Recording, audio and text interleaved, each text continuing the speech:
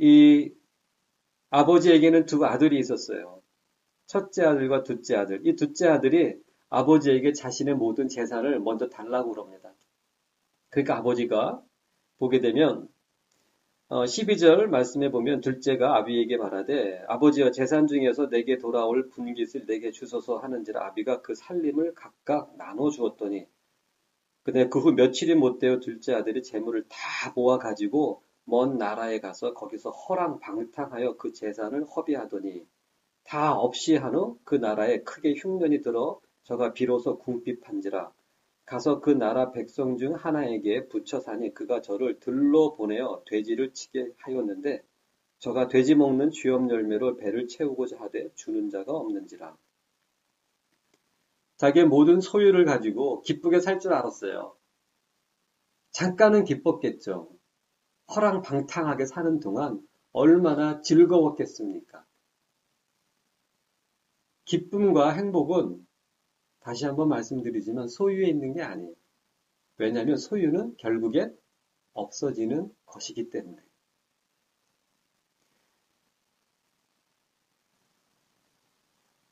그 소유가 다 사라지자 이 아들은 이제 아는 사람의 그 집에서 마치 그 종처럼 일을 하면서 먹고 삽니다.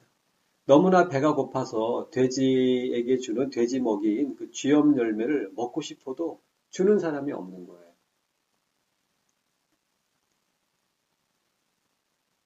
우리 하나님의 백성이 세상적으로 뭔가 더 하면 더 잘 살 것 같고 거짓말 좀 더 하면 재물을 더 모을 수 있을 것 같지만 결국에는 우리가 뭐 창기에게 이 아들처럼 창기에게 자기의 모든 소유를 다 써버리고 허비하고 낭비하고 허랑방탕한 게 음란하고 쾌락적으로 뭐 이 세상의 일락을 즐기며 사는 삶뿐만 아니라 그 허랑방탕한 삶이라는 것이 그것뿐만 아니라 하나님을 믿는다고 하면서 세상에서 자기 일을 할 때 거짓말하면 이익을 더 얻을 수 있다라는 그 상황에서 서슴없이 주저없이 거짓말하고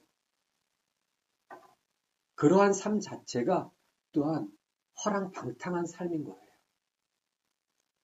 예수님 믿는다고 하면서 세상 사람 노는 것 똑같이 놀고 세상 사람들이 쾌락을 추구하는 그 쾌락을 똑같이 추구하고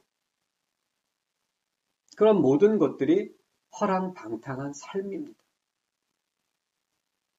그런 것들은 잠깐입니다. 그리고 세상과 즐겼으니까 세상이 나에게 뭔가를 베풀어 줄 것 같다라고 하는 그 기대마저도 이 말씀을 통해서 완전히 꺾어버립니다. 정말 돼지 먹이조차 배를 채우고자 해서 달라고 했을 때 주는 사람이 없다. 세상은 가혹하다.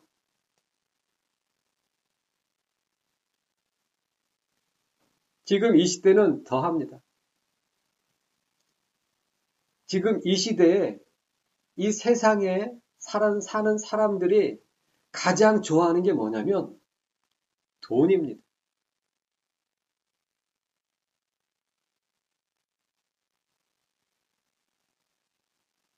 이 돈이 자기의 우상이고 신이기 때문에 왜냐하면 이 돈은 자기가 원하는 거의 모든 것들을 다 할 수 있게끔 해주는 힘이 있어요. 돈, 사람이 만들었죠. 이 화폐, 돈, 어떤 가치를 매겨주는 수단인 이 돈. 사람이 만들었지만 결국엔 사람들은 그 돈의 노예가 되었습니다. 그 이유는 자기가 만들어 놓고 결국엔 자기가 만들어 놓은 것의 노예가 되는 그 이유는 욕심 때문이에요. 욕심은 죄를 낳고 이 죄는 장성하여 사망을 낳기 때문에 욕심을 쫓아서 돈을 쫓아가다 보니까 결국엔 이 돈의 노예가 되어 버리는 것입니다. 왜? 자기의 욕심을 이루어주는 마치 요술 램프와 같이 그런 힘이 있기 때문에. 사실 돈 자체가 무슨 소용이 있겠어요. 하지만 이 돈을 갖고 나가면 자기가 원하는 것과 바꿀 수 있다고 하는 것입니다.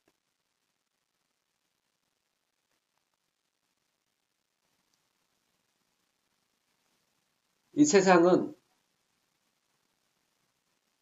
자기의 것을 절대 나눠주지 않습니다. 오히려 더 움켜쥡니다.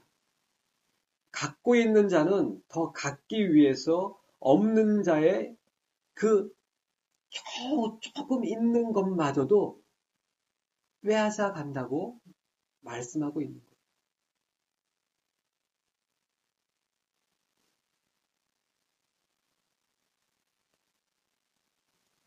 이 아들은 그때 마음에 정신을 차리게 됩니다.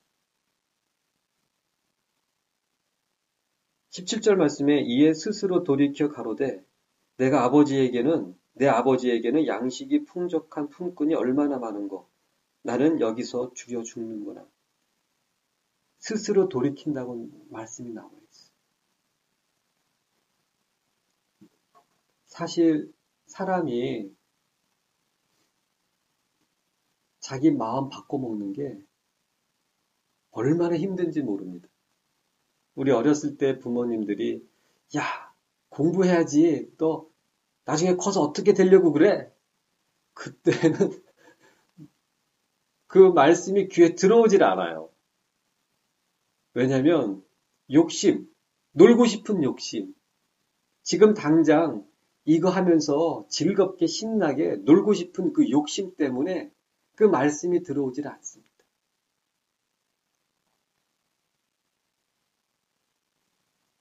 정작 그 상황에 닥쳤을 때에 번뜩 정신이 듭니다. 그러면서 스스로 이제는 생각하게 되는 거예요. 그때 부모님이 그렇게 말씀하셨었는데, 아이고, 그때 정말 좀 더 정신 차릴 걸. 이 아들도 스스로 돌이켜 가로되 바로 그거예요. 아이고, 아버지랑 같이 있었을 때는 정말 배가 고파서 이렇게 먹는 거에 대해서 걱정 없이 잘 지냈는데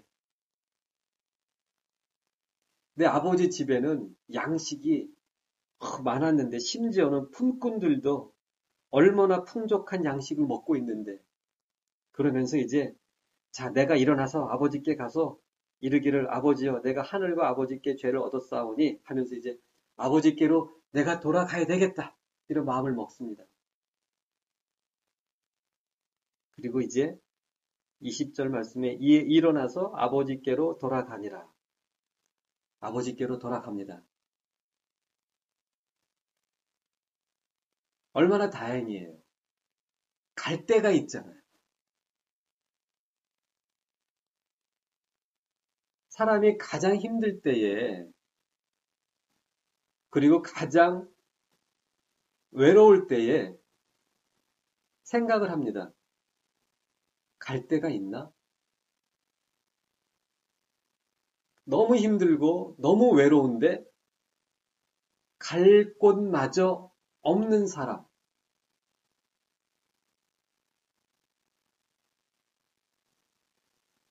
이 아들은 다행스럽게 갈 데가 있었어요.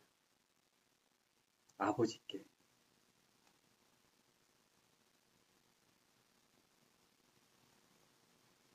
20절에 드디어 아버지께로 돌아가니라. 아직도 상고가 먼데 아버지가 저를 보고 측은히 여겨 달려가 목을 안고 입을 맞추니. 할렐루야.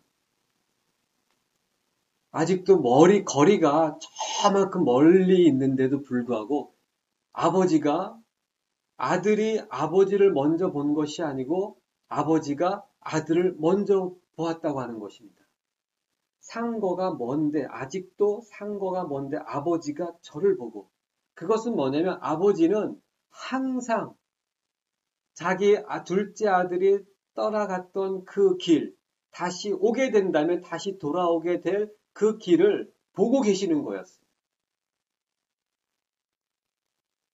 오늘 따라서 보고 있는 것이 아니고 말씀에는 명확하게 나와 있지 않지만 아마도 아버지는 매일 아들이 떠나갔던 그리고 오게 된다면 다시 돌아오게 될 그 길을 매일 보고 있었을 것입니다. 아버지는 알고 있는 거예요. 돌아올 것이라는 것.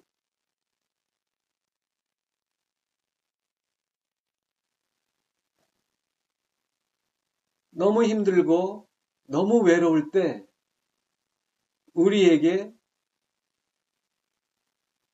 아버지가 계십니다.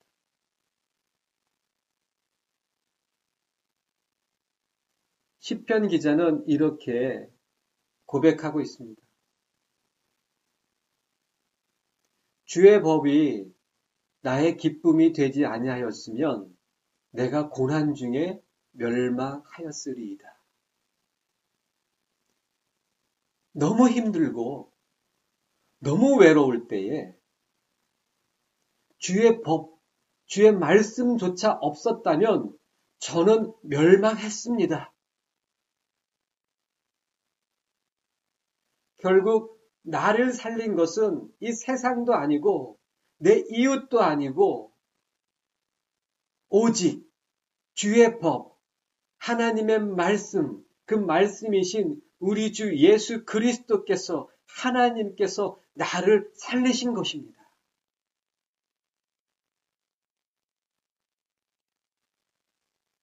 아버지는 항상 우리를 보고 계십니다. 요한복음 1장에 보게 되면 나다나엘이 예수님께 나옵니다. 그때 예수님께서 저를 보라. 이는 정말 간사함이 없는 이스라엘 사람이다. 이렇게 말씀하고 계시는 거예요. 그랬더니 나다나엘이 선생님이요. 저를 아십니까? 언제 저를 보셨습니까? 그러니까 네가 무화과 나무 아래서 기도할 것을 내가 보았노라. 그러십니다.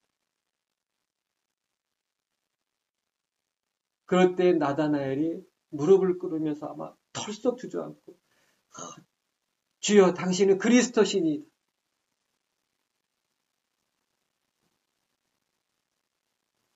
나다나엘이 그렇게 하나님 나라가 임하시는 것에 대해서 하나님의 나라에 대해서 메시아에 대해서 그리스도에 대해서 기도하며 그 마음에 그 메시아를 소망하며 무릎 꿇고 그 무화과 나무 아래서 기도하는 그 모습 그렇게 부르짖었건만 하나님께서는 나에게 뭔가 응답하심도 없고 그 하나님을 열망하는 이 마음을 그 어느 누구도 이해하지 못하고 정말 그 당시에 그 나다나엘은 이랬을 거예요. 바리새인도 타락했고 제사장들도 타락했고 율법을 가르치는 서기관과 율법사들도 그 타락하는 모습을 보면서 이 나다나엘은 괴로워하며 정말 하나님 나라가 임함을 그 메시아 그리스도가 오심을 너무나 간절히 소망했던 사람입니다. 그래서 예수님께서 그를 보셨을 때 첫 마디가 정말 간사함이 없는 자라고 말씀하신 거예요. 정말 하나님도 아직 자기 마음을 알아주시는 것 같지도 않고 세상 사람 자기 주위에 있는 이웃이나 심지어는 자기의 처자식까지도 그 심정을 모르는 겁니다. 그런데 예수님은 알고 계시는 거예요. 보고 계셨던 것입니다. 하나님은 보고 계신 거예요. 우리가 아무리 모르고 느끼지 못하고 우리가 인식하지 못할 뿐이지 하나님은 지금도 보고 계십니다. 어떻게 보고 계시냐면 여호와의 눈이 온 땅을 두루 감찰하신다고 그랬어요. 여호와의 눈입니다. 온 땅을 두루 보신다고 하신 게 아니라 감찰하신다고. 현미경으로 세포를 보는 것처럼 감찰하고 계시는 거예요. 그런 마음으로 아버지가 아주 뚫어지게 아들이 떠났던 다시 돌아오게 되면은 오게 될 그 길을 뚫어지게 보고 있었던 것입니다. 그래서 아직도 형체를 알아볼 수 없는 저 먼 거리인데도 아버지는 알아본 거예요.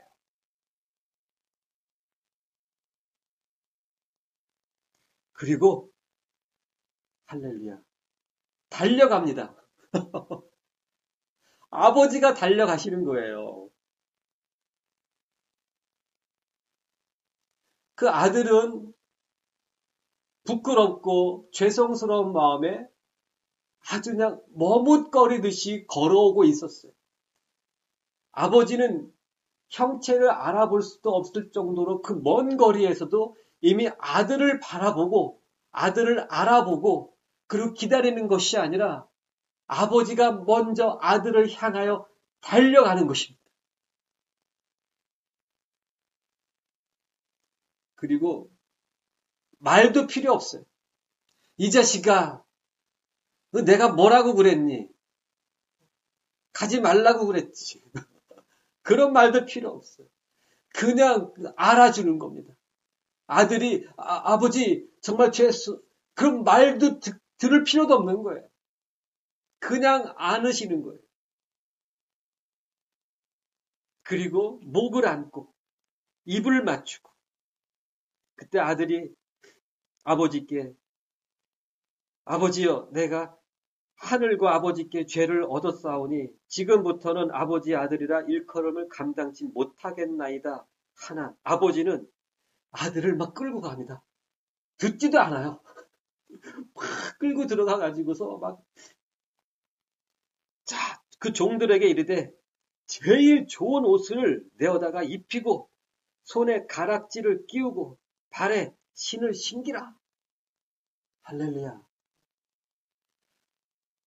아버지에게 아들은 돌아오기만 하면 언제든지 아들이고 언제든지 아들이었고 영원토록 아들인 것입니다. 돌아오기만 하면. 가장 제일 좋은 옷을 내어오너라. 그리고 그 옷으로 입히거라. 자, 손에 가락지를 끼워주시고 가장 좋은 신발을 다시 신기워 주시고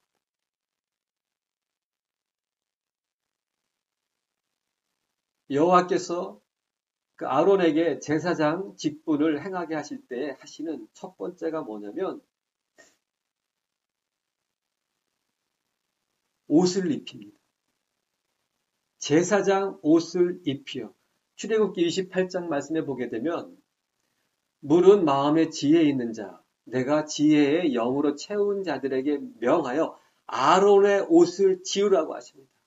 아론의 옷을 지어 그 옷을 입히어 거룩하게 하여 내게 제사장 직분을 행하게 하라. 먼저 옷을 입히시는 거예요.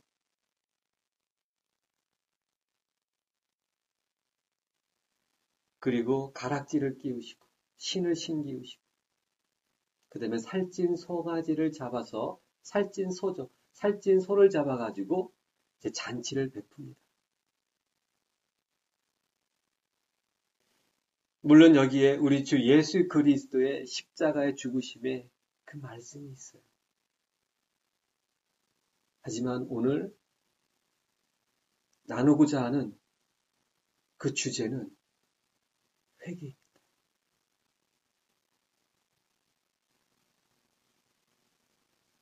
회개는 해야 돼요. 그런데 회개는 해야 되는데 마음대로 안 돼요. 회개는 아버지께로 가는 것입니다. 회개는 내가 아버지 안으로 가는 것이 아니라 아버지를 향하여 가는 거예요. 아버지를 향하여 가면 아버지께서 달려오셔가지고 우리를 안아주시는 게 회개입니다. 그러니까는 회개가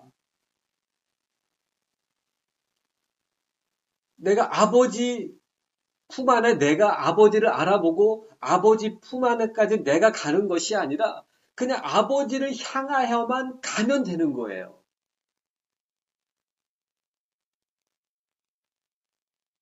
우리 주 예수 그리스도를 향하여만 가면 되는 것입니다.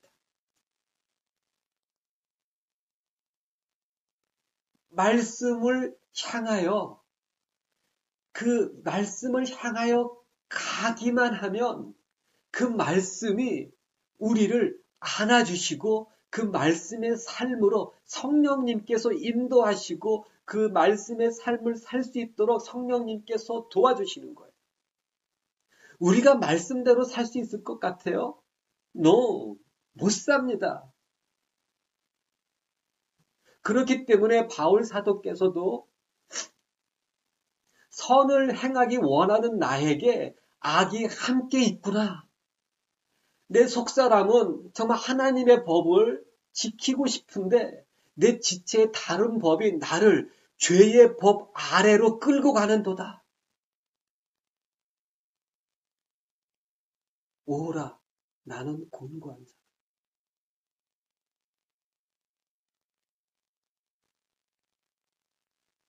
회개는 아버지를 향하여 가기만 하면 됩니다. 그러면 성령님께서 달려오셔가지고 성령 하나님께서 달려오셔가지고 우리를 끌고 가시는 거예요. 우리가 진리로 가는 것이 아니고 진리의 영이신 성령님께서 우리를 진리의 가운데로 인도하십니다. 성령님께서 인도해 가시는 거지 성령님께서 우리를 끌고 가시는 거지 우리가 성령님을 따라가는 것이지 우리가 진리 안으로 갈 수가 없어요. 우리는 곤고한 자이기 때문에.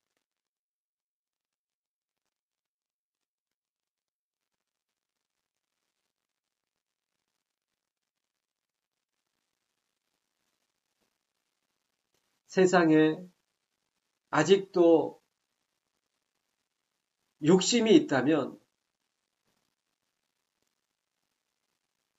내 안에 이 세상에서 뭔가 내 욕심으로 뭔가 이루고 싶은, 성취하고 싶은 그 마음이 있다면 내가 뭔가 거짓말을 해서라도 아니면 내가 누군가에게 상처를 주면서까지 뭔가 일을 이루고 싶은 그래서 돈을 벌고 싶다든지 어떠한 일을 성취하고 싶다든지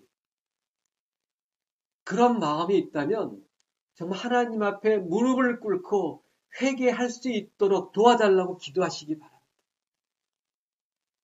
그것이 당장에는 정말 나를 즐겁게 하고 행복하게 할 것 같지만 즉시로 그 입에 모래가 가득한 것과 같이 우리를 돼지 우리로 집어넣는다고 하는 것입니다. 그 아들은 돼지와 함께 그 돼지가 먹는 쥐염 열매를 막 뺏어 먹으려고 그랬을 거예요. 돼지가 먹는 쥐염 열매를 막 같이 먹었을 거예요. 돼지가 막 밀치고 막 그러면 질세라 자기도 막 빨리 먹으려고 그러고. 돼지였던 것입니다.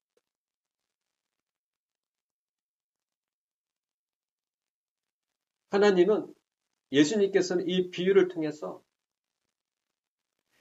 세상에 욕심이 있는 사람들은 결국 돼지가 된다는 얘기예요. 그 아들이 신세가 완전히 거지가 되어서 돼지가 된 것이 아니고 아버지와 함께 있었을 그 번듯한 그 아들의 모습을 갖고 있었을지라도 그 안에 이 세상을 향한 욕심이 아직 있었다면 그 사람은 돼지인 거예요. 돼지가 될 상황이 아직 되지 않은 것뿐이지.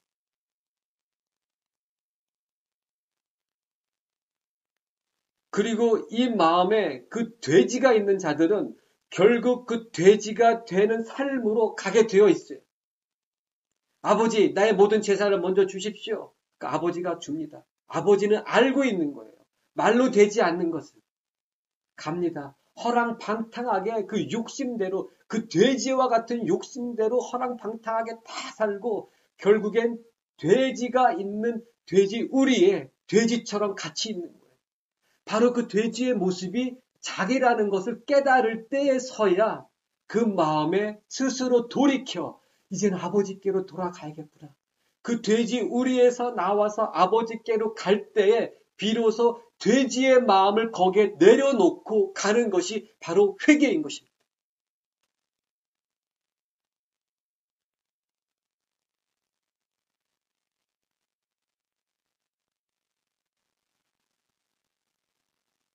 우리 안에는 아직도 돼지가 수두룩합니다.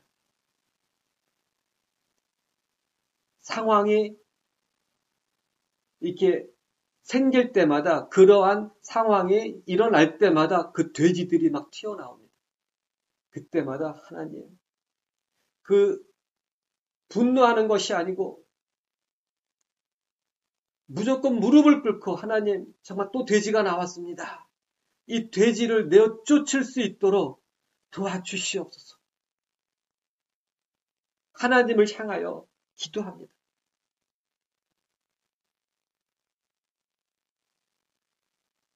성령님께서 막 달려오시는 거예요. 하나님을 향하여 무릎 꿇고 하나님 이 돼지를 내어 쫓을 수 있도록 내 안에 있는 이 돼지를 쫓을 수 있도록 도와주시옵소서. 도와주시옵소서. 성령 하나님께서 달려오셔가지고 우리를 어디로 인도하시냐면 말씀으로 인도하시는 거예요. 왜? 오직 말씀으로 이길 수 있고 오직 말씀으로 내어 쫓을 수 있기 때문에. 예수님께서는 요한복음 15장을 통해서 너희가 이미 내가 잃은 말로 깨끗하여졌느니라. 그 심령의 돼지들을 쫓아내고 깨끗하게 할 수 있는 그것은 뭐냐면 은사라든지 은사, 능력 그런 것이 아니고 오직 말씀이에요. 아버지여 저들을 거룩하게 하옵소서. 아버지여 진리로 저들을 거룩하게 하옵소서. 아버지의 말씀은 진리니이다. 요한복음 17장에서 예수님께서 아버지 앞에 기도하는 거예요. 제자들을 위해서. 아버지여 진리로 제가 남기고 가는 이 제자들을 깨끗하게 거룩하게 하시옵소서. 아버지의 말씀은 진리니 오직 진리인 말씀으로만이 우리를 깨끗하게 할 수 있는 것입니다.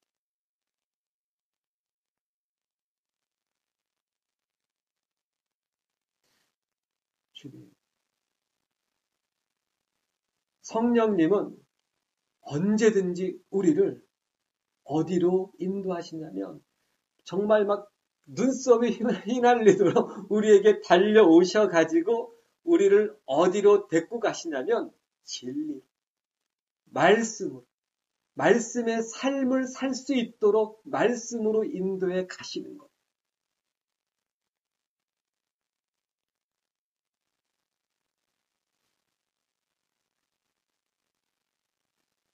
기도하겠습니다.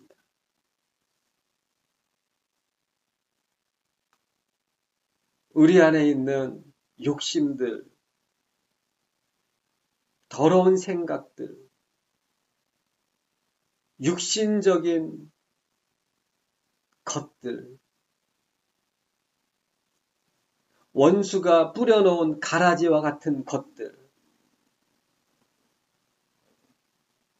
다 내어 쫓을 수 있도록 더욱 말씀을 향하여 무릎을 꿇습니다. 하나님을 향하여 무릎을 꿇습니다. 성령님 도와주심으로 우리를 더욱 말씀으로 인도하여 주시고 말씀으로 살 수 있도록 도와주시옵소서. 바로 우리 주 예수 그리스도의 그 발자취를 잘 따라갈 수 있도록 도와주심으로 우리의 삶에 우리는 점점 더 죽어지고 사라지고 먼지처럼 티끌처럼 사라지게 하시고 오직 우리 주 예수 그리스도의 형상만이 더욱더 흥하게 하여 주시옵소서. 그것이 우리의 소원이며 그것이 우리의 삶의 소망이며 그것이 우리의 삶의 목적입니다. 도와주시옵소서. 감사합니다. 사랑합니다.